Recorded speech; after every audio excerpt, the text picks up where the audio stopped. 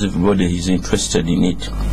Of course, this was based on an index developed using UBOS, Uganda Bureau of Statistics data, which included the poverty rates as well as the following 6 indicators: proportion of children and proportion of older persons in the district's population. Secondly, the number of orphans and vulnerable children as the proportion of the district's child population. We looked at those issues. We looked at incidence of risk births, then the proportion of households living more than 5 kilometers from the health facilities, and school attendance rates amongst children aged 6 to 12 years. Why we wanted to do it scientific? Everybody would have loved to have this project begin in his or her district, but there was scoring for each under which these factors were done, and when they scored for each region, there were certain districts that scored highly, and these were the first district to look at. For Uganda, Kiboga was selected as the first one, and then for Eastern, Kabira Maido, then for Western, Chenjejo. Later, we went into another 5, which I will be mentioning also, and then by the end of this program, we should have reached, by the end of the pilot, I'm not saying end of the program, pilot, we will have reached 14 districts. And we are looking at also regional representation. We are not only looking at one region. At the level of who should benefit at the family level, I say, first is categorical. If you are 60 years, 65 years and above, you qualify automatically. In those districts already mentioned, yes, you qualify. Regardless of your income. Yes. Then the other aspect is now looking at the vulnerable households. Those households that have poverty high indicators.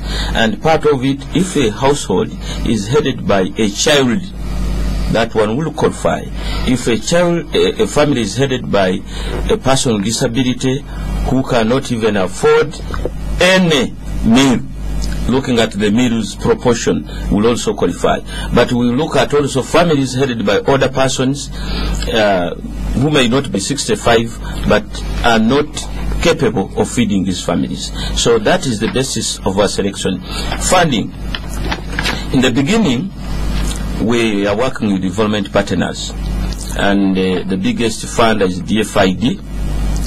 We are looking at UNICEF as one of them, then the Republic of Ireland, and obviously government of Uganda. And there are some others who are coming in. We have about 40 million pounds. Yes. That can be translated in Uganda's money, number of billions, for the first 160 billion. Yes. Roughly. This is going to run for the first 5 years as we generate more money, as the country grows economically strong, then we expand as we get more partners on board. And this is for how many districts? This is for 14 districts. 14 districts. 14 districts, and I've already mentioned the other 3, but I will include now Katakwi for Eastern. I will include Moroto, Nakapiripit. There is also Nebi. There is Kiengegwa. There is Zombo. There is Napak. There is Kore. There is Amudat, and of course that now when you add on Chenjejo, Kiboga, and Kabira Maido, you get all these districts. I've left out a part, but it's also one of them. So the first phase is September 2nd. They get their money that time. Yes. October will be going to Apache, Katakwi, Nebi, Moroto, Nakapiripit. And then April 2012 will be in Chankwanzi, Chengegwa, Zombo, Napak, Kore, and Amudat. Right. That begins our whole disbursement. But it means that even the other districts that are not getting now, it's part of our plan to expand the whole country. Like we started decentralization in Uganda, started in a few districts, yes, but it's everywhere. When we started functional adult literacy FAR, we started with a few districts, but eventually we got everywhere. In the beginning, we want to have lessons. The Uganda experience, we have had the lessons elsewhere. Now, when we're implementing, it's also a learning process. By the time we expand elsewhere, we should have now corrected the errors in the original pilot projects. This is how we intend to move. How much is government putting in? As for now, government is putting in the staff, paying for the staff. Yes. I have not computed the amount of money, but we are employing the staff to be able to run this program, and the structures that are in place. We are not constructing new offices, but we are using our existing offices and structures. We have recruited only a few people at the sub-county level who will be implementing using this fund, but what we will be doing is seconding some of the existing staff to be able to implement this program. So when they begin to get this money, they get it till the day they die? Yes, yes. But I've looked at some documents for ESP. The government is putting in, well, every year you're spending 32 billion shillings. Of that, which is 8 million pounds. Of that, the government is putting in only $50,000, which is about 200 million shillings, 225. Yeah, that is in terms of the cash you are looking at. But I've told you, even the existing staff, we are not translating this into money. But that's to support the already existing programs. Government is committed. And I want to assure you, because this government is looking at equalization of opportunities and addressing the poverty levels. Because you'll never talk about fighting poverty when there is a very big group excluded. What you are likely to have is social confusion. You'll also have disunity. Yes. We want to cause cohesion. We want to bring opportunity to everybody. So government of Uganda is committed. But we also note that of recent we have had economic challenges, including which has been a global challenge, including Uganda. But looking at the rate at which we are growing, you note that now we cover about 70% of our total expenditure by local revenue. Yes. We believe that as we expand on our local revenue, we will put in more money to sustain this program. Very briefly, before we hear from the chairman from the NOTU, when you stretch it fully, first of all, this is a program for 5 years, 1. 2, when you stretch it fully, 14 districts, if you stretch it to all the 112 districts and more still coming, you probably need to spend about 300 billion shillings every year. Is government committed to spending 300 billion every year, 5 years from now? Yes, government is committed. You know why we are talking about this. It's not a choice. It's not a choice of government to exclude very many people out of development. It is even more dangerous. From the donors. It was part of our plan. Oh, really? We approached the donors. You either have social protection today or don't invest there and have problems in the future. Mr. Owere, is it going to work? It would work, but I have a lot of reservation, especially when it comes to donors, World Bank, and so on.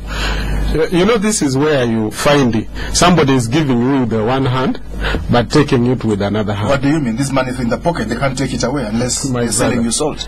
Is it sustainable? That's what I would want to see from the minister. Because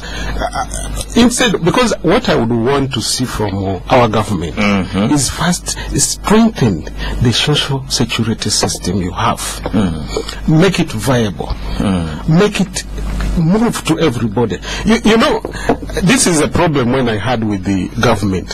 When NSSF was being mishandled. And we came up and we said, no, this cannot happen again. We need to be involved. Actually, as we talk now, for many years that there has been a lot of mismanagement. But since we workers took over the bodyship of that place, we have now 1 free year of, I would call, free scandal. That free scandal is where the fund has now improved Yes. I will just give you the few things. What has happened there?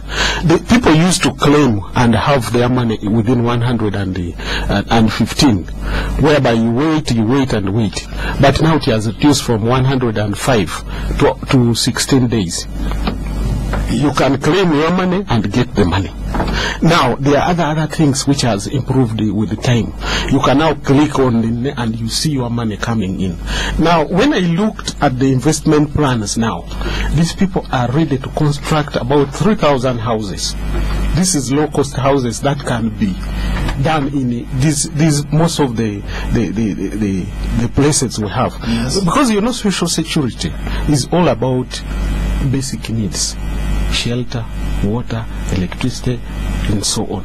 Now, if you give the mandate to an institution like National Social Security Fund to play its role as a fund, yes, by giving its members all the benefits they need, and by the government supporting it, instead of now opening it and in a very risky way, and you don't want to guarantee the money.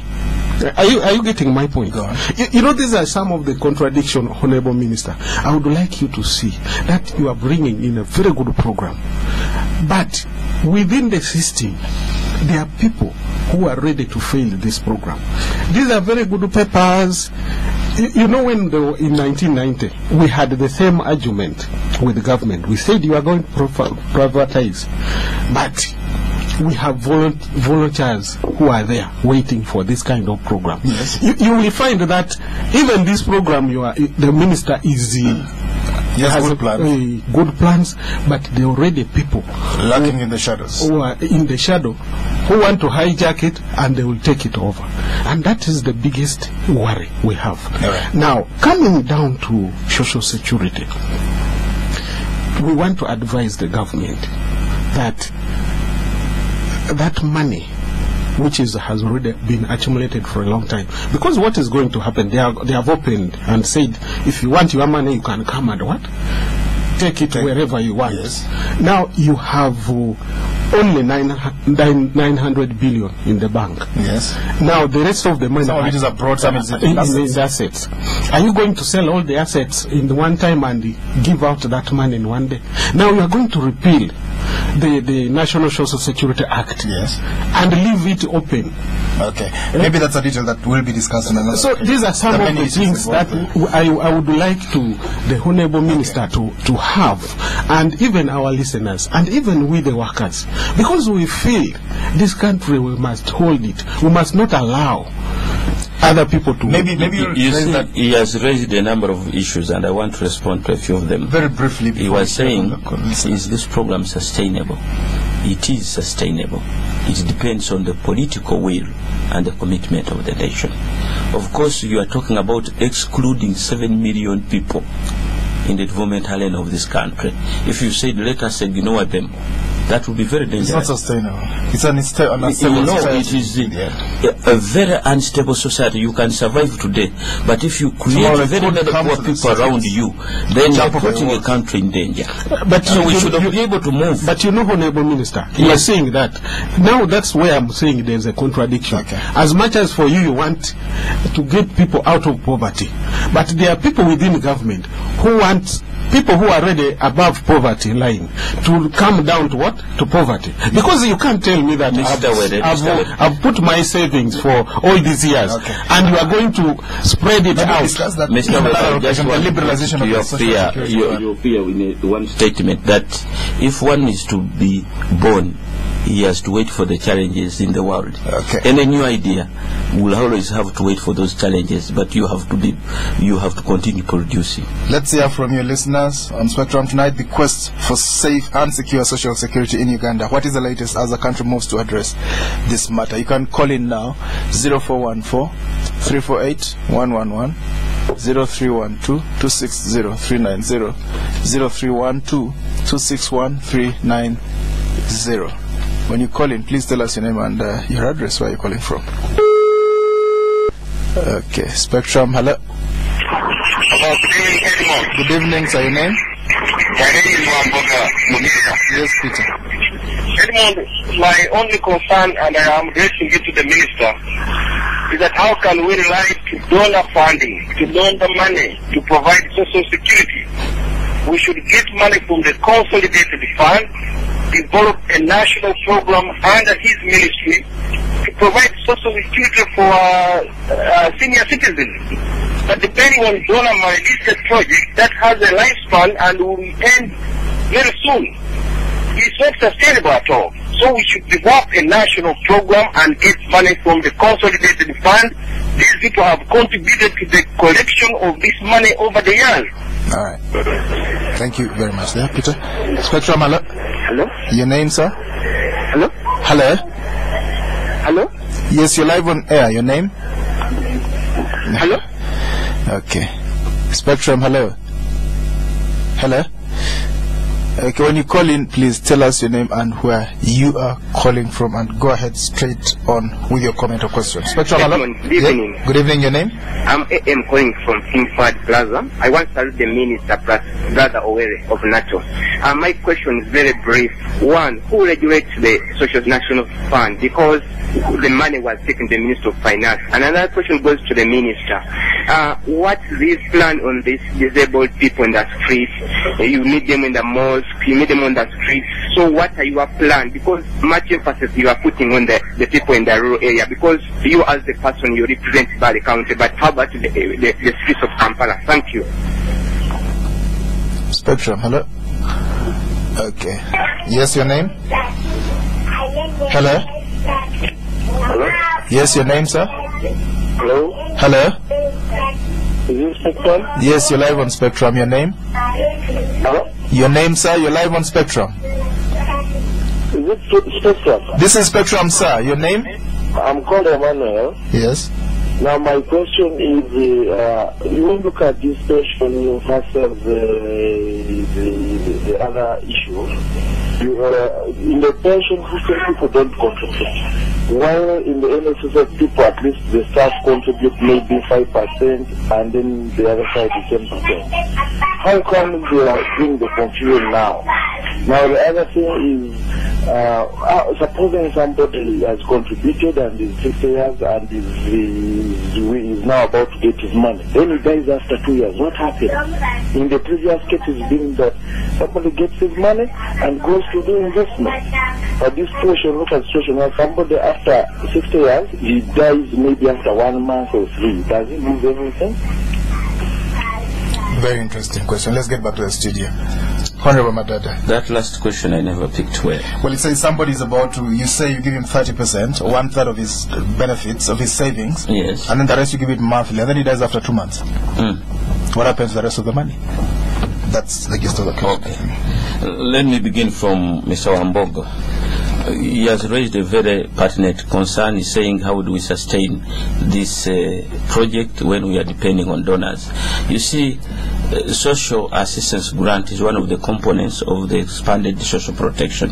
The other one is building on a strong social protection in the country. So it is not only giving out that money, but part of the 5 years will be building a strong social protection policies, institutional framework. Part of that funding is that level for us to be able to be sure that there is sustainability. So one angle that I have not addressed now today is building an institutional and policy framework for the social protection in this country within the 5 years. So that is catered for within this program. Now, somebody asked about the disabled persons in the streets. Of course, we have a number of programs, interventions, and one of them is a long-term. That is investing in education for persons with disability. Because one of the reasons why people come on the street is because they lack the capacity to be employed, but also the capacity to have income generating. So in our educational system, we have even provided under University and Other Tertiary Institutions Act that any person with disability will be given extra or bonus marks to be able to qualify to the university. As we talk now, number of graduates with persons with disability has increased. But leave that alone, from financial year 2009 to 10, we put in place what we call income generating project special grants for persons with disability.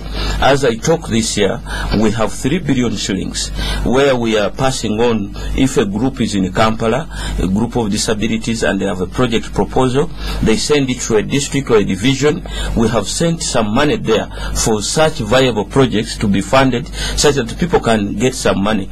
But in addition, we have rehabilitation centers where we take people for skills development. That way we can get many people out of the streets.